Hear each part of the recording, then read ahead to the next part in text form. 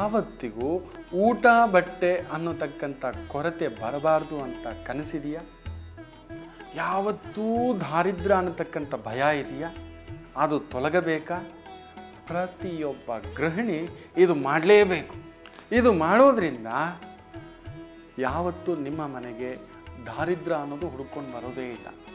ಪ್ರತಿಯೊಬ್ಬ ಗೃಹಿಣಿಯು ಪ್ರತಿನಿತ್ಯ ರಾತ್ರಿ ಊಟ ಮಾಡುವಾಗ ಅಡುಗೆ ಮನೆಯಲ್ಲಿ ಕುಳಿತು ದಕ್ಷಿಣಕ್ಕೆ ಮುಖ ಮಾಡಿ ಒಂದು ಬಟ್ಟಲಲ್ಲಿ ಊಟವನ್ನು ಮಾಡುವುದರಿಂದ ಪಿತೃದೇವತೆಗಳು ಯಮದೇವತೆಗಳು ತೃಪ್ತರಾಗಿ ಆ ಮನೆಯಲ್ಲಿ ಸದಾ ಸಂತೋಷ, ಧನ ಸಂಪತ್ತು, ಊಟ ಸಂಪತ್ತು ಅನ್ನೋದು ಸದಾ ನೆಲೆಸಿರುತ್ತೆ ಅನ್ನತಕ್ಕಂಥದ್ದನ್ನು ಧರ್ಮ ಶಾಸ್ತ್ರ ಹೇಳುತ್ತೆ.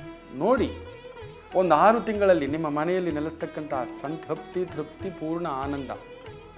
ಇನ್ಮೇಲೆ ಊಟ ಬಟ್ಟೆಗೆ ತೊಂದರೆ ಬರಬಾರ್ದು ಅಂದರೆ ಮನೆಯ ಅಡುಗೆ ಮನೆಯಲ್ಲಿ ಕುಳಿತು ಬಟ್ಟಲಲ್ಲಿ ಊಟ ದಕ್ಷಿಣಕ್ಕೆ ಮುಖ ಮಾಡಿ ಮಾಡುತ್ತೀರಿ ಅಂತ ಅನ್ಕೋತೇನೆ. ಒಳ್ಳೆಯದಾಗಿ.